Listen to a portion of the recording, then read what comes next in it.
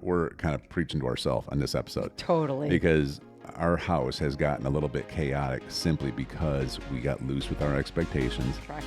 Probably a little loose with even defining roles, right?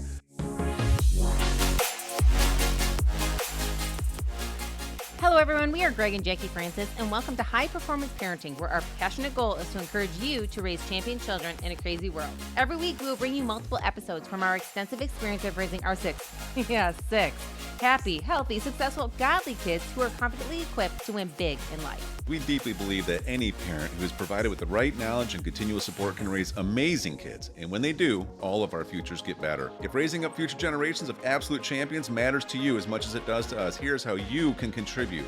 Like and share this podcast with everyone you know. And together, let's embrace this journey of raising champion kids in a crazy world. Good morning, my love. Good morning. How are you? I'm good. You look great. Love your hat. Thank you. Yeah, you look super cute. Oh, you know what? It's funny out here in Idaho. Last week it was 75 and gorgeous, and everyone was in shorts and a t-shirt. It's 45 degrees today.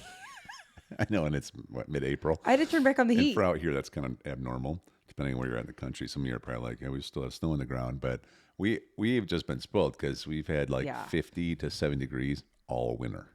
And it's been gorgeous. And so it's 45 today, and we're all acting like really wimpy people. Yes, I had to turn back on the heat. I was like, oh my gosh, this is the kids have tennis matches tonight, and we're just like, whew, you're going to have to really suck it up, you know. Thermal underwear. Anyways, so yes, and I'm sorry I'm a little scruffy today. It's been a long week. We have been running and gunning at like nobody's business. These tennis matches every day. Evening have been consuming us a little bit, and you were just giving me a hard time about my scruffiness. So I thought I'd address it.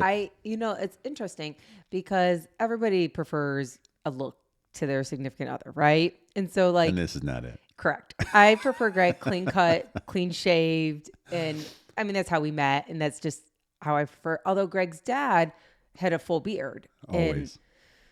Right. And he cut it off like once in my childhood, and I didn't even recognize him. Oh, no. I was like, who's that guy? It's your dad. He looks so different because back then he had it like down here, beard. It was big, like this big. So I had never seen his chin before. And all of a sudden I remember coming home off the bus one day, and I was like, I thought it was like an uncle or somebody I had never met. Oh gosh, that's so silly. But apparently your mom was attracted to it. You know what I mean? So I just like when nobody in the family likes when Greg has a beard. Yeah. And not that you ever have a beard. That's not it. I get about this far, and then everybody starts giving me a hard time about it. It's typically when you leave for an event with men for the weekend, and you just aren't shaving. And on top of it, now there's gray popping out of it, so it makes you look a lot older. And so I don't really want it, to be there. But so what you're saying is it'll be cleaned up today. It'll be cleaned up today. This is just not my fave. It's starting to get me too. I don't know. And her little Hunter, she puts her little hands on. I said, "Dad, you're too scratchy. Yeah. You're too scratchy." Our kids have never liked it when Greg lets it kind of go even a tiny bit long. Yeah. So anyway, so we've been running and gunning. Yes. For people out there listening, it's been a really good last few weeks, but it's getting to crunch time now. Mm-hmm. This is like the high pressure tennis season. Yeah. And what I mean by high pressure is every match matters. The coach waits until a certain date, and then he secures the final lineup that he's going to use for districts and state. And so it's like everything's almost like, so you have this intensity of tryouts to get on varsity, and then you have the intensity of actually performing during varsity matches, which then leads to you actually get on the district and above team, and then they kind of lock it in, and that's who plays for the rest of the time. So that announcement hasn't been made yet, and so it's been pretty uptight, hasn't it? Yeah, I mean, again, we've talked about it many times. We don't want just one spot to play. We need three. Mm-hmm. And so we want Abby, Bella, and Chrissy to all not only be on the team, which was a stressful time, but to play on the team, to actually get a chance. So, most families are hoping for one spot and whatever, but we need three. And so, but I will just tell you, it's been stressful, but the girls have been handling it like a champ. I don't know if you and I have. We've been nail biting. I don't know, we've been stressed out about it. I think it's good and bad. It's one of those things. We've been listening to a really good podcast about sports and how to really appreciate it in different seasons for kids' lives, right? You talking about the book? I'm sorry, not a podcast. Yes, the book. I'm sorry. We're listening to it, so I misspoke. Yeah, we're podcasting. Yes. Yeah. But the book has changed our mind some, but then by default, we kind of revert sometimes back to old ways, and by default, Greg and I are very competitive and grinders, and we want our kids to both enjoy grinding, but enjoy the fun. And so It's balance. It is right now. Especially like right now, because, like you said, you got however many kids start at the beginning of the year, and now it'll come down to 8 for girls, 8 for boys. So we need 3 of 8 spots at a 6A school that has won state championships the last 2-3 years and will and have a good chance at winning both boys and girls state championships this year. So it's intense, and they're learning a ton. But the thing is, like, the rest of the life doesn't slow down either. For any of us, for like any of us, for them, you and me, for us. I mean, the kids. Not that our kids have a ton outside of sports that we put pressure on them. That's not the case. Yeah, and so it kind of leads us to our topic today. We're going to do a 3-part series here, which is great. We're great at 3-part series, and part 1's going to be why most homes feel chaotic and parents may not know why. Part 2 is going to be the roles of a strong family. It's almost like what mom and dad got to get right. And then part 3 is the system, how to build structure, discipline, and connection. So I'll just tell you all out there, if your home feels chaotic, it's not random. It's built that way, whether you meant to or not, right? Most families here, they don't have a discipline problem. They have a structure problem. That's right. And a lot of parents feel it in the household every single day. Like things are always a little out of control, but they don't know how to fix it or what to do. It's cool. It's true. So it's like, let's talk about this for a little bit. And, chaos happens in a house when expectations aren't clearly defined. People's roles aren't clearly defined. Boy, have we been around the block on this one, right? And then if consistency is missing. So let's just use some examples of our life, even recently or right now, because, here one of the things that comes up is we have normal routines in the house, right? There's certain roles. Some people can call them chores. We just kind of call them roles, I guess, right? Everybody has to chip in a house like ours to make it run like it needs to run. And we're pretty clear about who's going to be doing what per day, correct?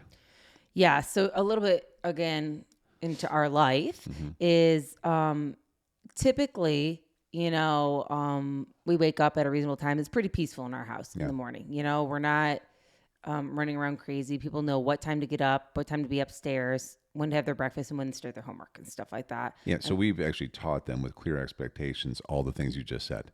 Like, you have to have breakfast done by this time. Correct. Right? During the weekday when we have stuff going on. You have to have everything cleaned up by this time. And then you have to start school by this time. Because we homeschool, so they have windows that they dedicate to it. Correct. Right? And so we've had a lot of conversations around that. So that's one of our structure pieces right there. Yeah. Okay. Yeah. And then if it kind of starts getting off track, we got to tighten it in. Like if for some reason we've been up late because of sports or whatever the case may be, and people are kind of off track with their time, we got to reel it back in. Sure. An example of us kind of having a lot on our plate right now where it's chaotic in our house a little bit is not only are we heavy in sports, but also I'm knee deep in some real estate training, which is not typical for our house for me to be doing that. So I'm gone 3 days a week. Yeah, for like 6 hours at a time. Which is really abnormal for our kids to see me gone Monday, 3 days a week, Monday, Wednesday, Friday. Yeah. And so I will just tell you, it's been a little wonky at our house, a little chaotic. And we just had to have a strong conversation last night on bringing it back around because we recognized we're probably not on track with what we're teaching our kids right now. Yeah. And in all just vulnerability, we've had kind of a week, probably the last week or so where it's felt to me like, how do I describe it? Just out of whack, a little heavy. It's been heavy. I feel like everybody's a little overly stressed. And remember, there's enough stressful things in our life in general, like the tennis thing I just said, like my class I'm taking, like our business stuff. Right, there's stress that's built into expectations that you deal with.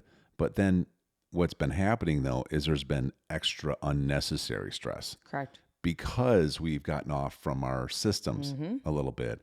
And then, so next thing you know, it's like almost a daily thing where something's happening that shouldn't be happening that kind of set us over the edge after a already stressful day. Correct. And it's been happening to like all of us. You got it. And a lot of it has to do with just like, so anyway, so we're kind of preaching to ourselves on this episode. Totally. Because our house has gotten a little bit chaotic simply because we got loose with our expectations. Correct. Probably a little loose with even defining roles. Right? Correct. And a lot of it, okay, we can justify it. You know, it's a heavy season of different things, so you're not always going to be perfect in these areas, right?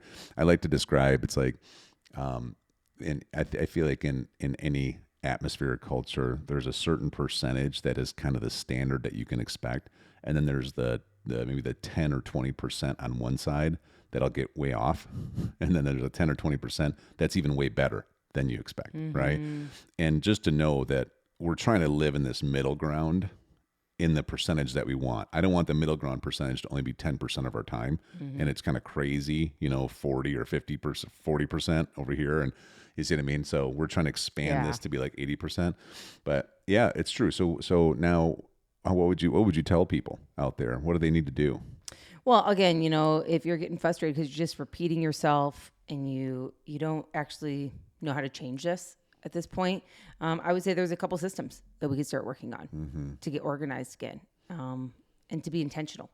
Yeah. And so, for actions out there, you guys, if any of this relates to you where your household can be getting out of whack, here's some good actions.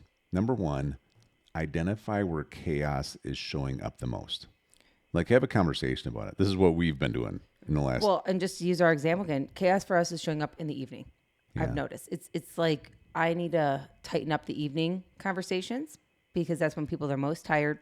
They're not listening the best, and we probably need to organize ourselves a little better.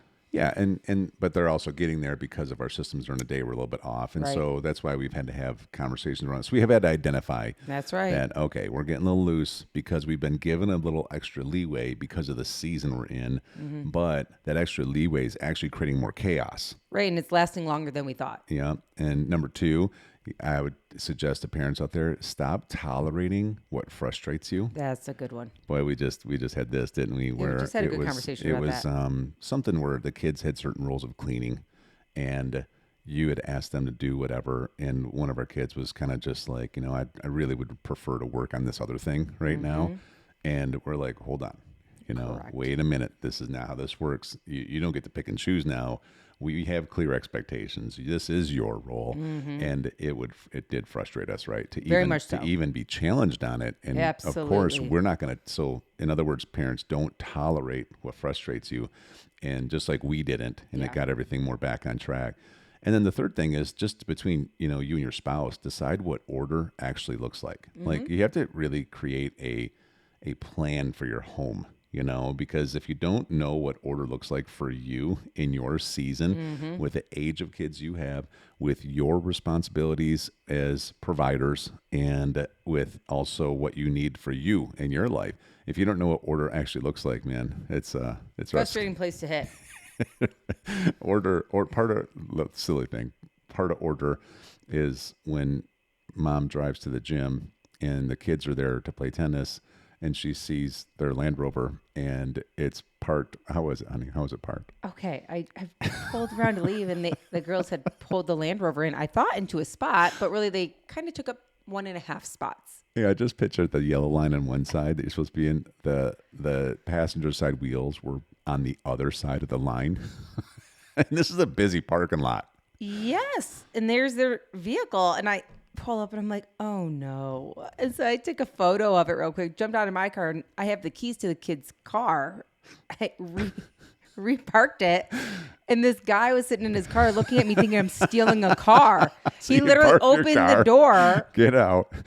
I'm taking a picture first. Start taking off. This guy's sitting there like, oh my gosh, should I call the cops? Yeah, he looks at me and goes, are you a do carjacker? You know that vehicle?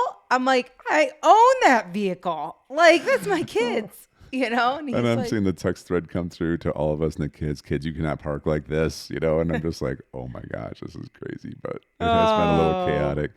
So you're not going to tolerate? No, I'm not tolerating that. Like Parking job. That is driving 101 is right. what that is. So anyway, so yes. this topic is hitting home with you guys. You know, we've put together something called the Strong Family Blueprint. So send us a message or comment family, and it doesn't matter if you're on YouTube or Instagram or Facebook or listening on, Apple Podcasts or Spotify. We'll be paying attention, and we will send it to you and connect to you directly. So, Yeah, talk to you soon. good job, honey. Hey everyone, thanks for listening and thanks for your love and support. We hope that today's episode added tremendous value to you and your family. It would mean so much to us if you would partner with us on our mission of helping parents around the globe raise champion children in this crazy world. To do so, simply take a moment to like and share this podcast with everyone in your network. See you next time.